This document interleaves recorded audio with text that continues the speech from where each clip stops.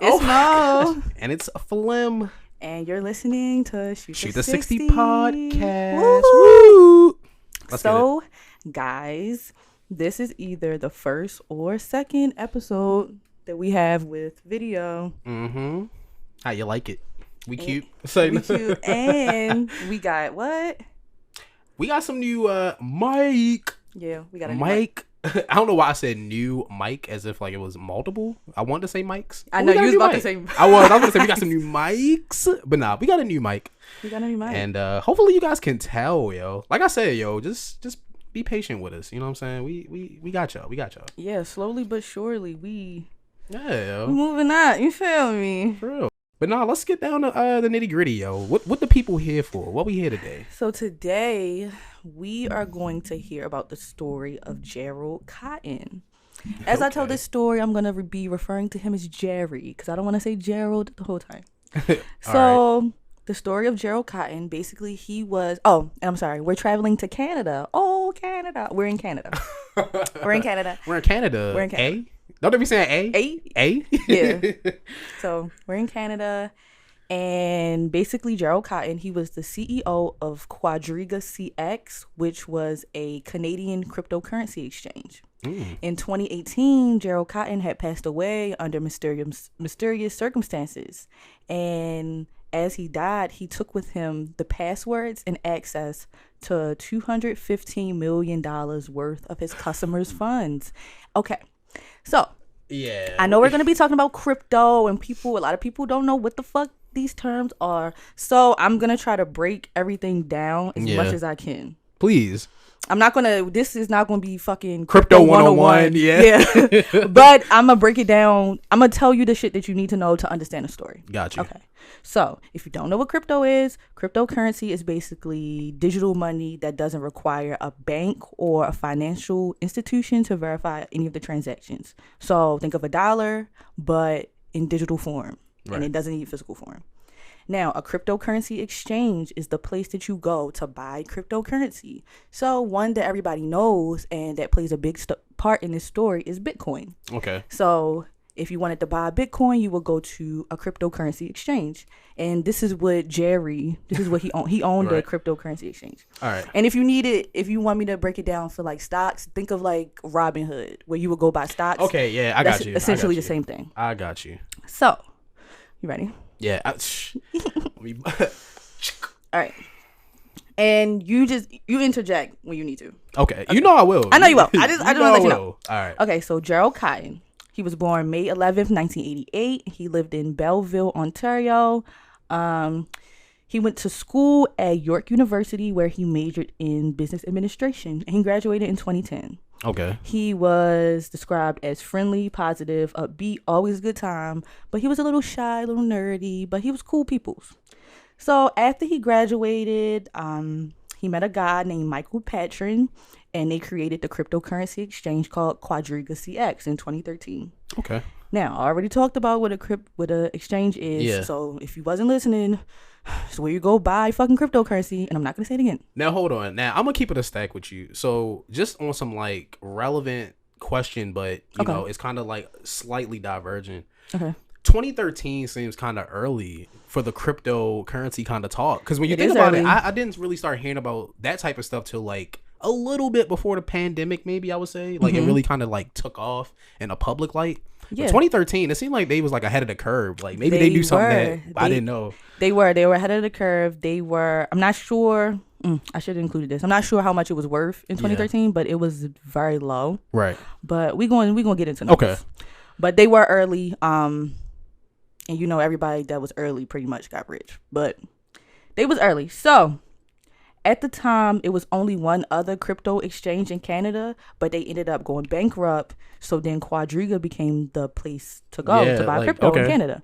So they wasn't making a huge profit around like 2013 to 2015. So Michael had the idea to take the company public. Okay. So if you don't know what a company going public means, it means that they basically sell stock to the public. So if you think about Amazon, Walmart, these different companies, you can buy stock because it's public. Right. And companies, they typically do this to get more money and to expand their business while still retaining ownership. You know, just some little financial Right, I was ready to say, get y'all notepads. Yeah, get y'all notepads. Y'all gonna learn today. For real. So, Jerry and Mike end up having a big argument about going public. Mike wants to, Jerry's like, no. So around 2016, Michael, he leaves the company. Now, around late 2016, after Michael leaves, to late 2017 was the big Bitcoin boom, where the price of Bitcoin went from $900 to almost $20,000. Yo, that is crazy. Just to give you numbers so you can understand, let's say you invested $1,000 when it was $900, and when it went to $20,000, you would have been at $28,000. Let's say you invested the $30,000. Yeah, you would have been at $850,000. I'm sorry. Yo, it's all good, yo. You'd have been at $850,000. So that's just to show y'all, like, what we talking about. Big money. Like, niggas was getting money. So because of the Bitcoin boom, everybody getting rich, and just so y'all can have context, if you don't know, people were literally investing their life savings. So like $30,000, you might be like, who the fuck was investing that? But people were, and some people were investing hundreds of thousands of dollars, which would have made them millionaires when that shit boomed. Right. But after this, more people started coming to Quadriga, and it was said that $1.2 billion worth of Bitcoin was being exchanged on Quadriga. Now, the way that crypto exchanges make money is they make it through commissions and transaction fees. So anytime you buy a Bitcoin, there's like that's a fee you have to pay. That goes to the exchange. I got you. So Jerry was getting money. Jerry was getting money. So he was buying planes. He bought 17 properties. He bought an island. He bought a yacht. Okay, yeah. Jerry was getting to it. Long money, yeah. He was getting to it. He got married. He started. He needed a real one to hold him down. So he got married. He started traveling, but then 2018 came and Bitcoin started to fall back down. And it started to fall because China and South Korea basically they wanted to ban crypto trading. So in January 2018, the price of Bitcoin was at $13,000. Right. By July, it fell to around $6,000. So if I had $30,000 in Bitcoin in January, I would have had $16,000 by July. So that's almost half. Yeah, like I was saying. So at this point, people panicking. They like, all right, I gotta take my money out. So customers are trying to withdraw their funds from Quadriga, and they're getting delays. Usually, it happens really quick. Yeah. Get the money right there, or it'll take a couple minutes. Days are going by, weeks are going by. Wait a minute, like what's going on? What I'm saying?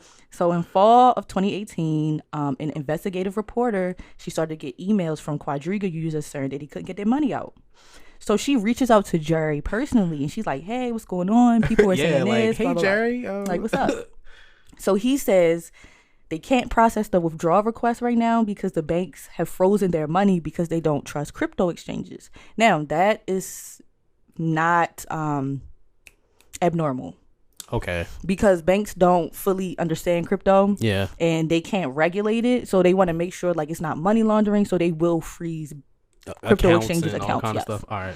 So during this time, Jerry, he was traveling a lot. He was in Costa Rica. He was in Iceland. And then he went to India. So on January 14th, 2019, it was announced that Gerald Cotten had died in India at age 30 on December 9th, 2018, due to complications of Crohn's disease. Oh, and they were in India. It was him and his wife. They were in India together. Yeah. And he died. I'm sorry. They were there to build an orphanage. Okay. Yeah. So if you don't want to know what Crohn's disease is, it's like digestive issues for real. So okay, Google it if you want to know more, because we're here to talk money today, not health. Yeah. So at this point, Quadriga customers, they haven't received any of their money. Like for some people, it's been months. So they check in the website every day trying to get an update, and then one day they go to the website and it's not coming up. Like the site isn't coming up? Site isn't coming up. Like they're going to like quadriga.com and like it's like oops. this is not found. Yeah. Da, da, da, da. Yeah. Yo, no. Yeah. No. So it's getting interesting, ain't it? It is. It's getting interesting. Right. I'm gonna take a little sip out of my brown skin girl mug. Not the brown skin girl. You wouldn't know nothing about that. Okay. So now we're gonna go into some people who were affected, who were waiting for their money. Okay. So it was a man named Ali Musavi. He had money in Quadriga. He quit his day job because he was making money doing the crypto shit, trading, investing, all of that. And basically he was trying to start his own business. Yeah. So he was like, all right, while I'm not working, I'm gonna run this money up and then I'm gonna start my own business. Okay. He had $70,000 in his Quadriga account and he could not withdraw it. Yeah. The next person is Tong Zhao. So he was a San Francisco software engineer and he wanted to quit his job. He saw all his friends making money off crypto. He was like, all right, I'm gonna fuck with it. I'm gonna make some money. He ends up taking out 3 loans that were $85,000 in total, and he spread them into different cryptocurrencies. That's dumb. Yeah, pause. That's dumb. Pause. Bruh, this thing. Investing 101. You don't invest money that you can't lose. Right, like, first of all, you're taking out a loan. If you're going to invest something, right, let it be money that you already own. Bro took out loans. Took out $85,000 in, like... So you're losing other people money. Like. Exactly. So he basically started losing money. He got into debt. Yeah. So now he got to sell all his shit. He had to sell his condo. And now he had $400,000 left to his name. 400,000? Yeah, he was a software engineer, and he was a little bit older. Like he been a software engineer for like 15 years type. I was just ready to say, I ain't gonna lie, that made me feel less bad for him. But like damn, he just made a dumb decision. But like, he gonna be alright though. Like, yeah, he gonna be alright. Right, I think. My thing is hold on. But now I'm really curious though. Like, why are you taking? You know what? Maybe this conversation is beyond my finances. But like, why is bro taking out loans and he has? You shouldn't take that. It's hundreds of thousands of dollars. Investing 101. You never fucking invest money that you can't stand to lose. Yeah, that's investing 101. Yeah, that's how he got fucked up. So, oof. He should have put $1,000 in there, and he would have been and look, maybe played, 100, right? Right, play around a little bit. But stupid. So he had $400,000 left. So he decided that he wanted to move his money around using crypto instead of the bank, because basically the bank takes a 2% commission fee, and he felt like 2% of $400,000 was too much. So he was like, I'm gonna use crypto to move my money around. So then he noticed Quadriga had a 10% premium on their site. So basically he would get 10% in addition to his money that he had. So he would get $100,000 extra on top of his 400. Yeah. Okay. So he was like, bet. So he put the $400,000, he buys it in Bitcoin, right? It's in Quadriga. So then he sells the Bitcoin, and now he has $500,000 in Canadian dollars. So he attempts to withdraw it, and nothing happens. This was in October of 2018. Yeah. He didn't hear anything. Well, he sent in support. He heard he sent in support tickets, and it was like, oh, it's coming. And this lasted all the way until, Jerry died on December 9th, and they didn't announce it until January. Yeah, so the nigga for months, he was just... He just sit there waiting. So he ends up making like a YouTube video about his journey, and he like, and he makes a YouTube video, and he ends up finding like a Telegram group called Quadriga Uncovered with hella people going through the same shit. Yo, that they banded together. They banded together, bro. So then there's another person. He doesn't go into his identity because he wanted to be anonymous. But I'm going to just talk about him a little bit, because just to show you how much money he had, he said he had over 6 figures in Quadriga when the site went down. His name is QCX Int, but we just going to call him Q. All right, we can call him Q. Yeah, Q. We can call him Q. So those are just some of the people who are affected, but it was literally hundreds of thousands of people. Yo. Yeah. So now at this point, Quadriga posts something on their like Facebook, and they're like, "Hey, we can get access to the crypto." So, just to break it down to you, we're gonna go back to some crypto terminology. So, when it comes to crypto, you hold your cryptocurrency in a crypto wallet. Right. Now, there are two types of crypto wallets. You have a hot wallet and a cold wallet. Okay. A hot wallet is basically it's in an app, a website, and it's connected to the internet. Typically, you don't store a lot of money in a hot wallet because it can get hacked. Yeah. A cold wallet is where you store your big money, because it's literally like, it's almost like a USB drive, and literally nobody can get it unless they fucking come in your house and take that shit from you. And basically, if to think of it in like better terms, a hot wallet, think of that as like a debit card, right? Yeah. And then think of a cold wallet as like a safety deposit it's like box a or vault. Something like that? Yes. Okay, yeah. So, and also, this is another thing. When it comes to crypto, when it comes to a wallet, you have a wallet address, right? Yeah. And then you have a private key. Now, a private key is basically a password. You can't get into a wallet without this private key, and you cannot reset a private key. So if you lose your private key, you lose that shit forever. Like you lose access to your wallet forever. Cardi B voice. Forever. So, Jerry was the only person who knew all the private keys. He's the only person who had access to the money.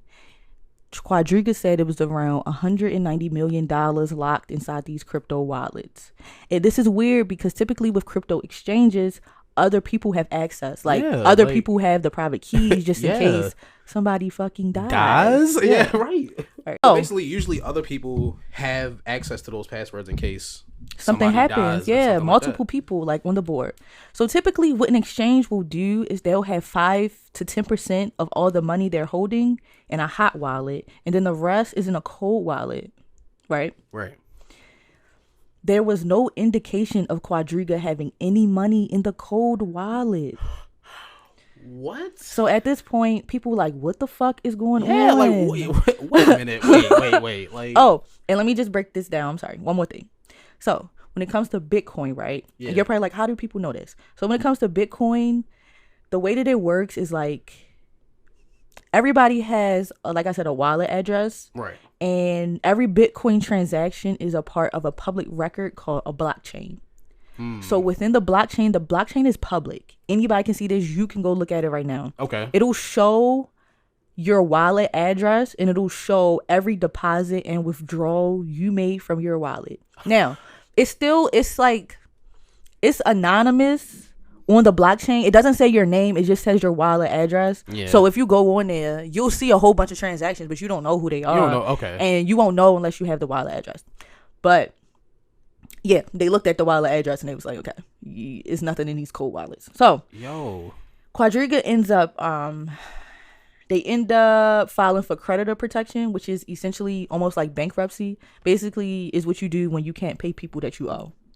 So they filed for that, and once they filed for the creditor protection, the courts appoint an accounting firm called Ernst Young. I'm gonna call it E Young because I hate saying Ernst. It's hurting me. So E Young. So they hired the accounting firm E Young to look into the finances, to be like, all right, where's the money? What the fuck is going on? Yeah, like, come on. So E Young, like I said, they couldn't get into the wallets because they didn't have the private keys. But since they had the addresses, they looked in the wallets. They were empty. All of them were empty. It was determined by April 2018 that all the money that was ever in there was wiped out. Yo. So. Okay. So let's rewind a little bit. So for like the people that are trying their best to keep up, like just putting things in the simplest of terms. E Young in this situation would almost be like a private detector, but like for cryptocurrency. Like they basically hired them to like trace the money back. Yes, to find where the fuck the money like at, where is what's this money going at? on, and then they basically did their findings and reported back, hey, it's a bunch of dust bunnies and cobwebs in here. Exactly. It ain't no money in here. Yes. None of these accounts, these wallets, nothing. It's empty. Yeah. Okay. So they went into it a little deeper. They was like, okay, it showed that after they did more digging, in the first 2 years of Quadriga, they had accounts, they had lawyers, they had staff, they had all these records. After 2016, after Michael left, and Michael wasn't the only one that left. It was other people that were there. They left too.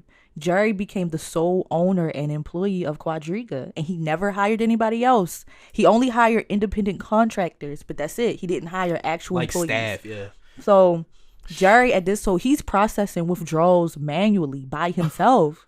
Yes. Oh my gosh. So it was also found that throughout the life of Quadriga, large amounts of crypto was being sent to other crypto exchanges located abroad. This is not normal. Yeah. To kind of give you context, imagine if Bank of America sent money to another bank overseas. Right. You are a bank. So anything you need a bank to do, you can do it. So why are you sending money to another bank in another country? That's not normal. Yeah. So they like, what the fuck going on? So by February 2019, Quadriga closes and it owes its users $215 million. As time goes on, they were able to locate about $46 million worth of assets, but there's still $169 million left that they don't know where it is. So, you want to interject? Yeah. So there's more. I'm gonna say, so in terms of assets, are these like personal assets of Jerry, or like just assets that they were able to trace the money back to? Like, okay, we just know that the money was spent on this. we can't really say ownership or whatever. We just know that there was millions of dollars it was both spread out over this way. Oh, all right. It was both. So now the customers, the people who are affected, they are investigating, because at this point authorities, like, they not really helping really. Yeah. They doing this investigation, but they're not like, oh, like, we're gonna get your money back. Yeah. And at this point it's like theories that like Jerry faked his death. It's a whole bunch of stuff. So people who are affected, they like I said, they was in a Telegram group. Yeah. They got together. They was like, nah, we're gonna figure out what the fuck going on. So remember I was talking about Michael Patron. Right. Him being a part of Quadriga wasn't like public knowledge. Like once the company like blew up, it was pretty much Jerry that was everywhere. Yeah. So basically what happened was they ended up looking into the Quadriga website, and Jerry isn't the one who owned the actual website. It was Michael. So the people who were investigating, it was like, all right, who's Michael? Let's look into Michael. Right. So it was like a big Reddit thread about him. Apparently, like, he was somebody to be feared. They said that Michael wasn't his real name. It was actually Omar Dahani. Oh my goodness. And basically, so this is like a conspiracy, right? Yeah. So, but this Omar Dahani person had been involved in a money laundering service for identity theft called Shadow Crew. And Shadow Crew is basically, it's not, I don't think it's active now, but it was an online marketplace for like trafficking stolen identities and stolen credit card information. Yeah. So this Omar person, we don't know if it's Michael, but this Omar Dahani person acted as a money launderer on the site. And just to break it down even more, basically hackers would sell stolen identities. Yep. They would receive profit in the form of e-gold.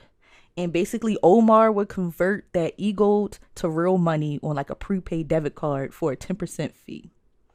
So what happened was Omar, he was bragging online, and he ended up getting arrested because like the Secret Service was listening, and he got arrested. Damn. And he got sentenced to 2 years in prison.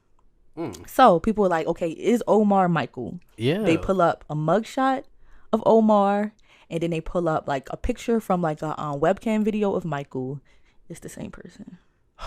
So Michael was a fucking scammer, money launderer. Okay, so hold up, wait. Quick question. So so was Michael still listed as the site owner at the time of Jerry's death? Yes. Okay. Yes. That's all I cared about. Yeah. All right, because that's sus. Like, I mean, all of this is. But it is.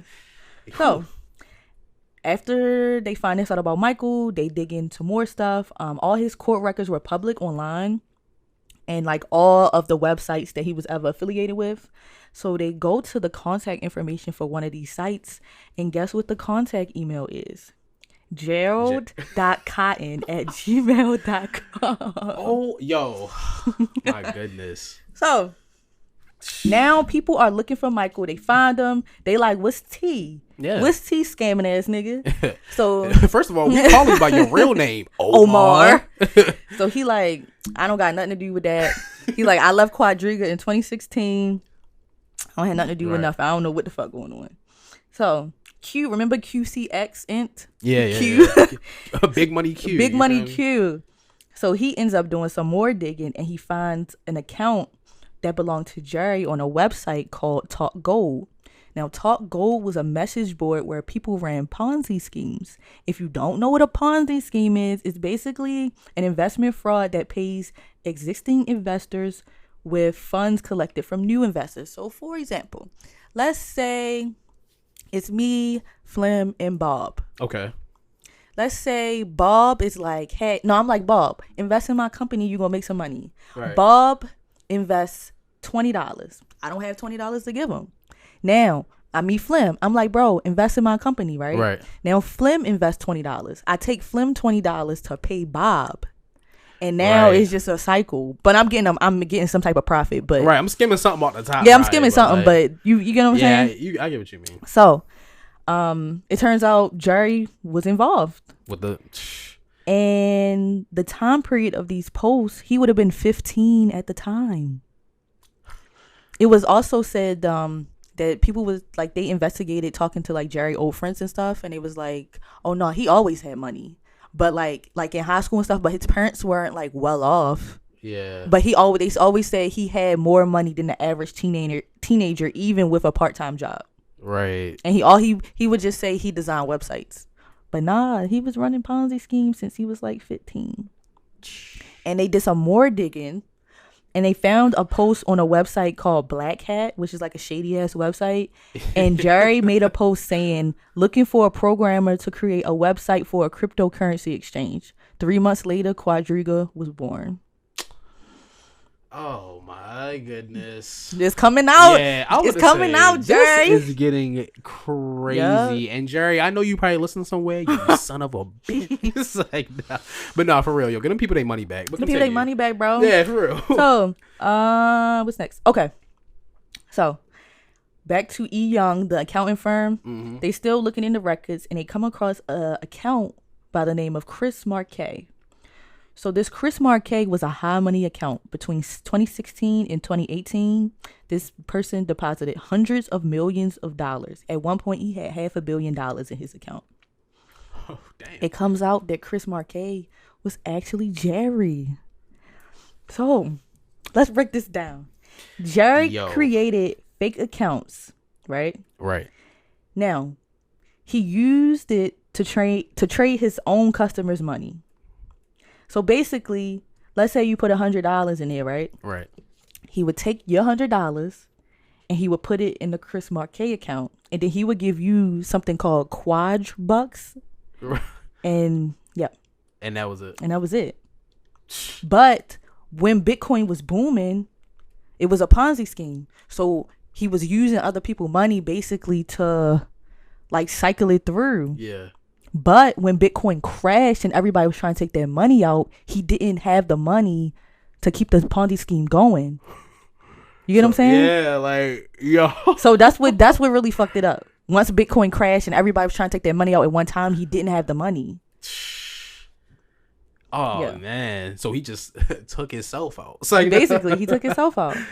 And yeah. So there are some theories about what happened, if he really died or not. Some people think he's still alive. So, I love a good theory. Lay it on me. Okay, so theory 1, did he fake his death? Did he? Now, Jerry's death certificate, I guess wherever you die at, that's who issues the death certificate. Okay. So he died in India, so it was issued by the Indian government. The last name was spelled wrong. His last name is spelled Cotten, like Cotten. It was spelled Cottan.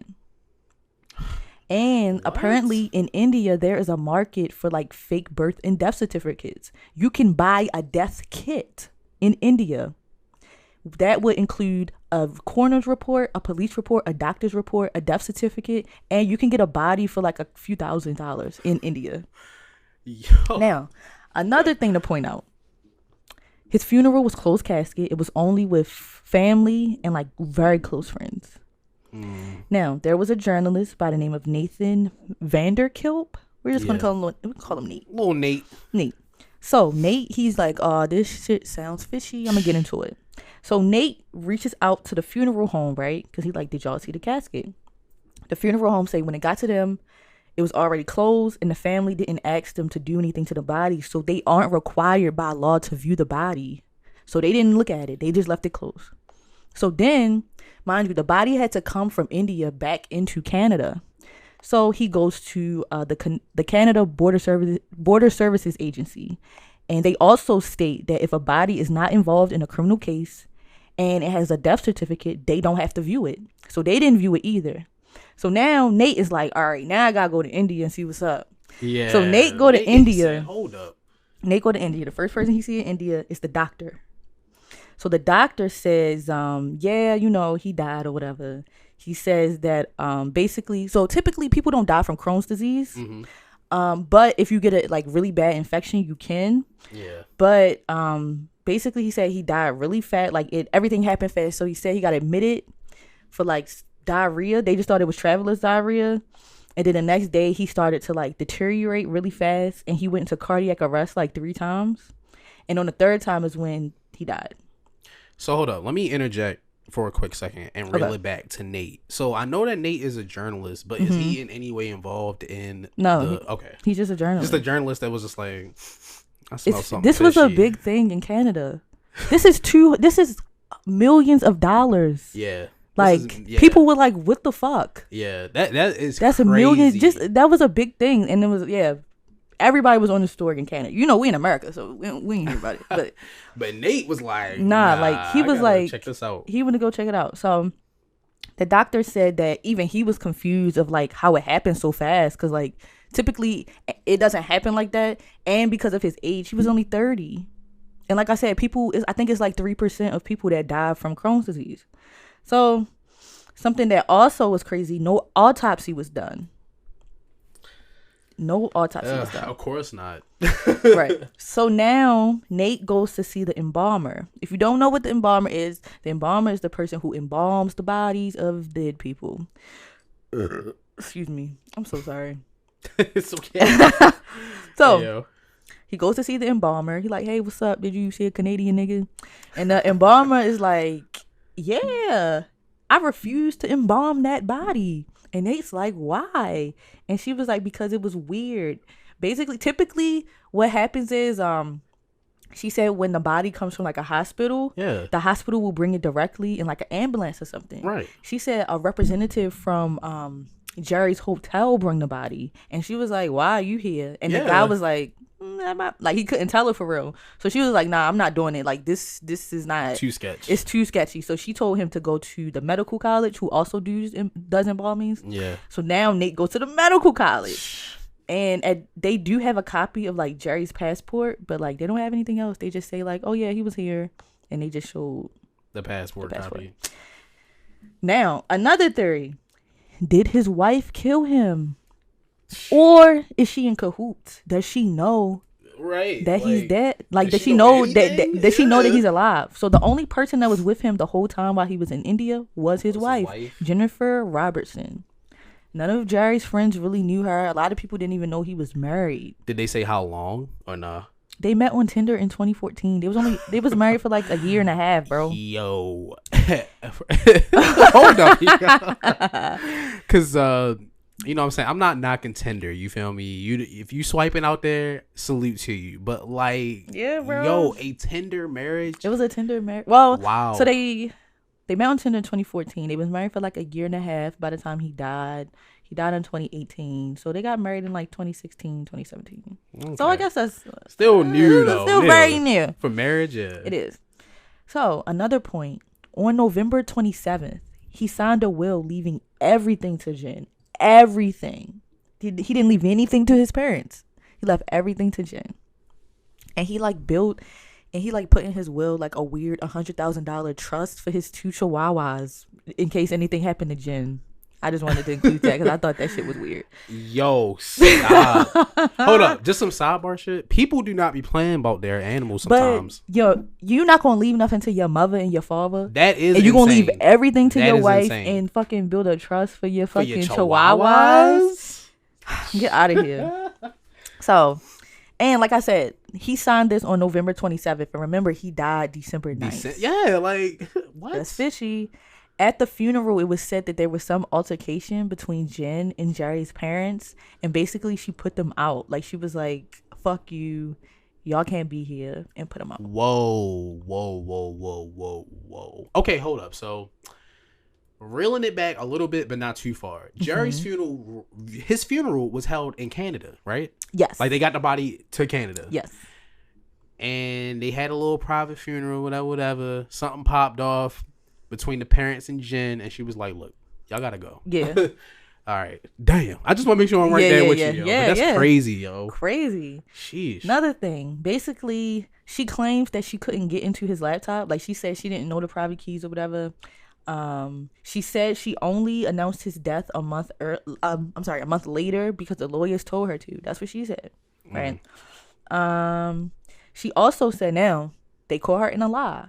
So in the affidavit of the creditor protection, basically she said that she didn't know anything about the company and Jerry did everything on his own and she wasn't involved, right? Right.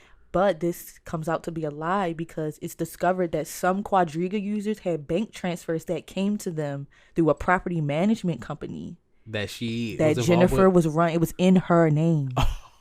Yo, what? So anyway, a lot of people started to blame her. They was like, bitch, you know where he is. You know where he is, bitch. Tell us you killed him. Yeah. She started to get but real shit, she started to get death threats. Oh. Like she had to go into hiding. But eventually she returned everything that he left to her, which was around $20 million.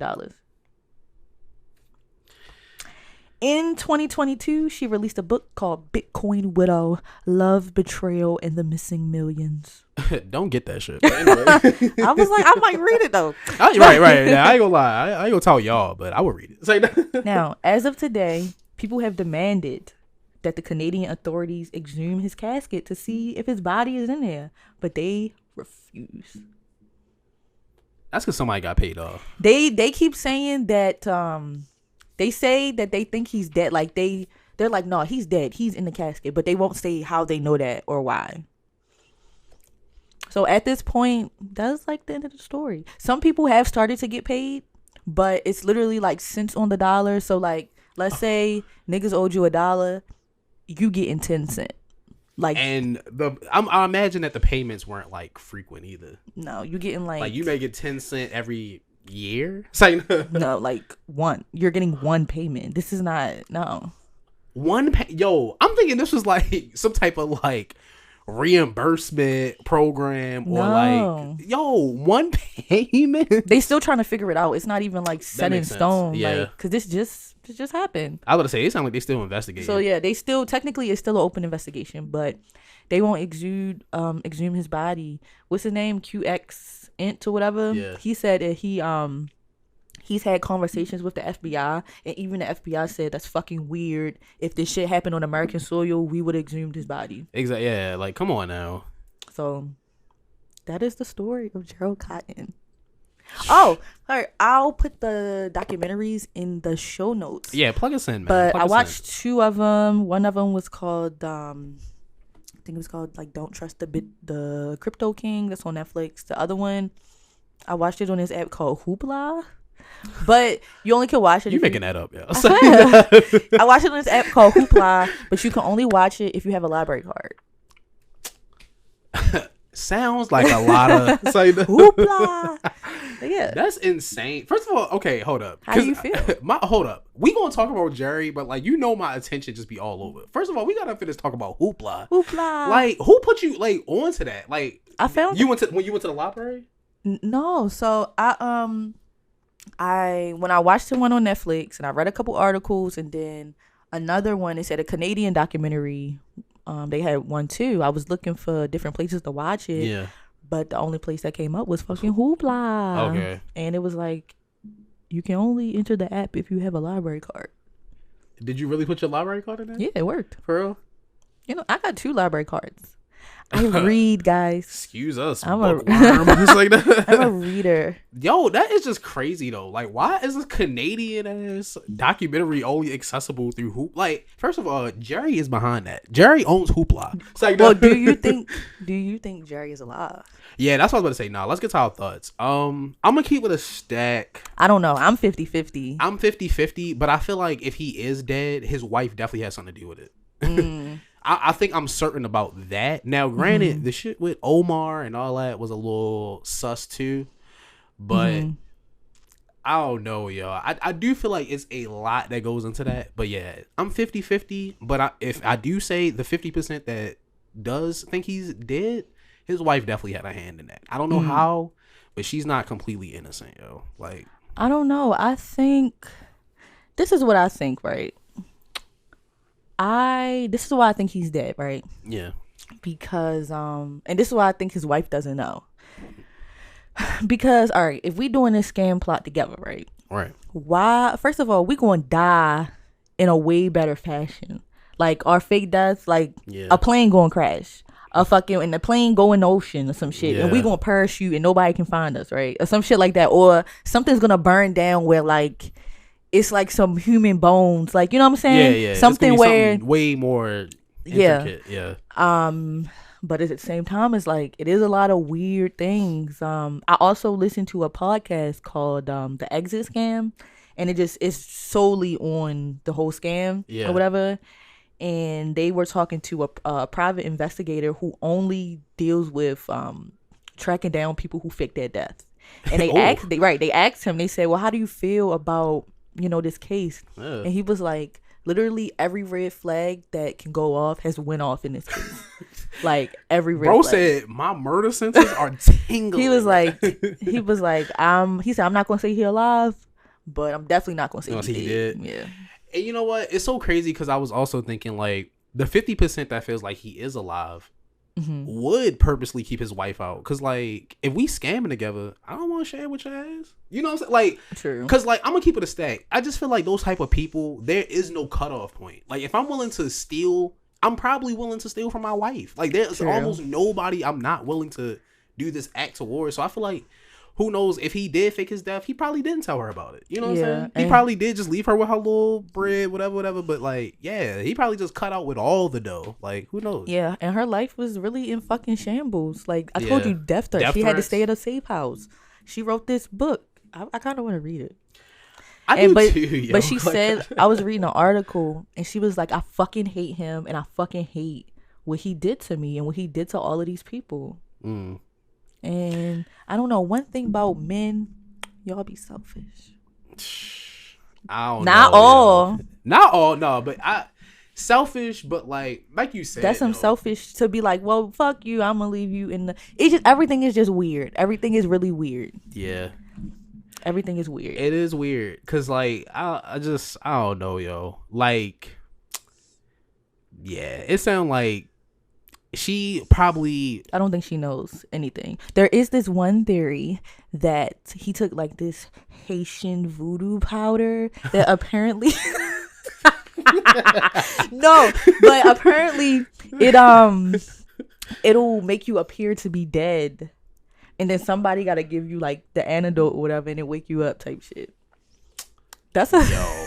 Bruh, do you know how many movies and shows have stuff like that, bruh? Like, are you serious? Think like about some Romeo and Juliet. He's a fucking billionaire. Exactly. So he would have the money. Like if anybody would have the money to fake their death, it definitely sounds like it would be bro. Exactly. Like, and it does make complete sense. And like I ain't gonna lie, with his track record of scamming since he was 15. Yeah, like I mean, that doesn't seem far fetched. I ain't gonna lie to you.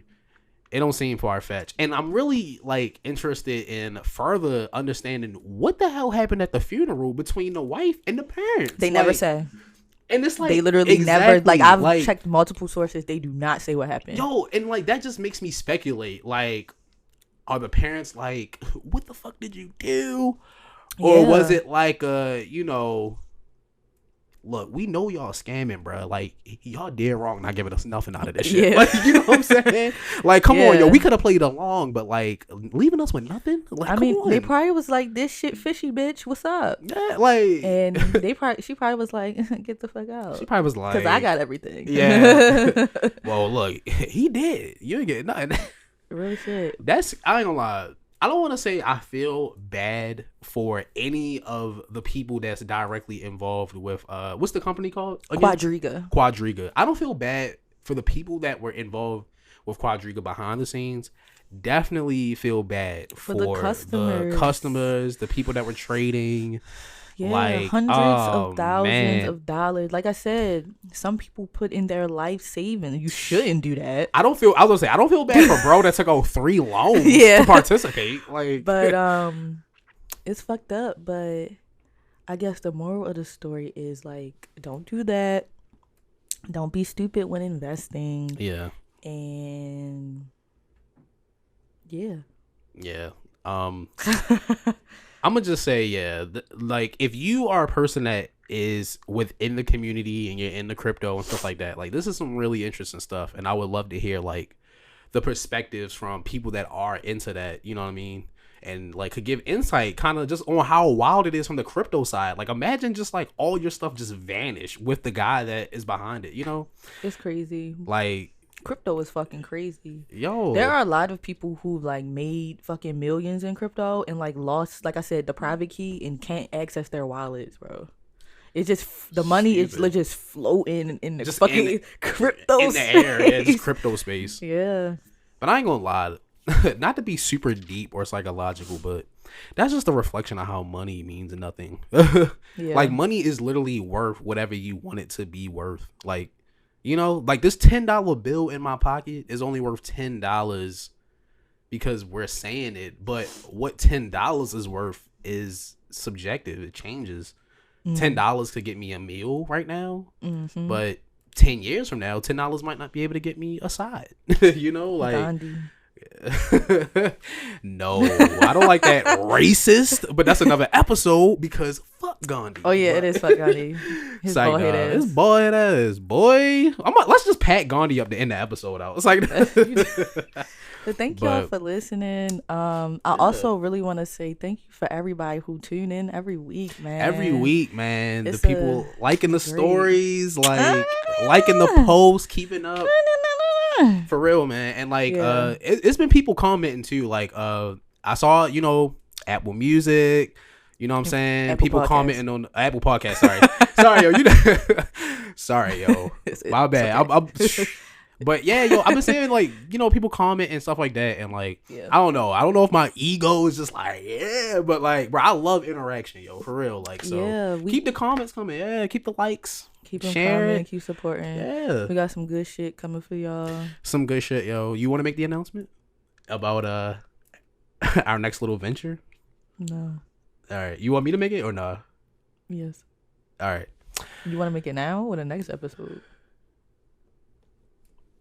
Sorry, no. We can wait till the next episode. But just know next episode, it's like a little baby announcement. But don't get too hyped, though. It ain't like life changing. It's just something cool for real. It's something cool for the girls. Something for the girlies. You feel me? Oh, are we doing Listen of the Week? We can. I feel like I don't know. I like it, but it seemed like something that you be like kind of like iffy on. Like, I don't know. I just be like, I don't be knowing how to like segue into it, but maybe we can just like. All right. Go into it. Okay, so how about we switch it up? Maybe if we don't have a listen of the week, maybe we have a watch of the week. Oh, okay. So what's your watch of the week? And you can, and if you say Black Mirror, please specify your episode because I might say Black Mirror. It's not Black Mirror. It's The Bear. The show? The show. I have not gotten into it yet. It's so good. Season 2 just came out recently. I got 1 episode left. I'm not gonna spoil it. But season 2 is very different than season 1, and I don't know. It just did something to. I was just like it evoked emotion out of me. Yeah, and I was like, wow, I definitely like it. I would recommend it to anybody, any age. Really? Yeah. Okay. So now you've sold me. Like, I want to check it out because I like different people in there. It feels fucking. Have you ever worked at a restaurant? fast food, but not a restaurant. Okay. If you ever worked at a fucking restaurant, it's like you get it. You get it. Yo said, I was like, life, it's like bruh. second. It's the chaos. It's like I could never go back. But what's your watch of the week? PTSD. Hey yo, but my watch of the week is I don't know, yo. I'm embarrassed to say what it is because I feel like niggas gonna get my ass. But, I know what you're gonna say. You know what I'm gonna. Yo, okay. So before everybody try to say something, I am just catching up, yo. Yes, I'm just catching up. But I'm on the manifest, yo. I'm still on the manifest right now. I'm on that last season. All right, tell me off camera. Tell me off camera what you thought I was going to say. Okay. But nah, I'm still on the manifest, guys. I'm on that last season. Season is ass. Yo, I'm not gonna lie to you. It's like okay, but I am like first of all, I'm a little anxious because you already told me the ending sucks. But like, I'm still pressed to get to the ending.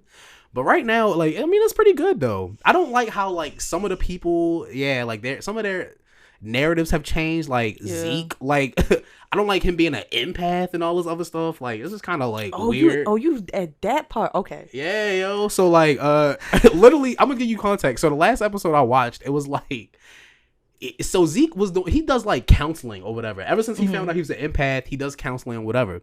Yo, I don't know, like if it was some type of blockage with his powers, but like. He was holding the guy's hand for real. Like, give me your hand. He was holding the guy's hand like this. Like, trying to read his emotion. And he couldn't, like, read it. And the guy was like, yo, like, stop. Like, get off. And then he, like, ran out the front. I think I know what you... Was he black? Yes. Yeah, I know so. But, yo, that shit was so hilarious, yo. Yeah. But, like, yeah, I ain't gonna lie. So, I'm gonna let y'all know when I finish Manifest. But right now, that's my watch. So, yeah. Okay. I recommend Manifest a little bit, but we gonna come back. We gonna come back once you finish the actual show. You're gonna be like, okay, yeah, but that'll be hard. Thank y'all for listening. This has been another episode of Shoot to 60. If you want to follow us on Instagram, it's going to be in the show notes. I'm not ready to say it. Yeah. By this point, I'm going to just keep it a stack. If you're a new listener, we going to leave it in the description. Yeah, it's in the show notes. But, yeah, if you've been here before, you already know what our ads are. Just follow us. Just follow us. Please. And, yeah. We out. Bye. Yeah.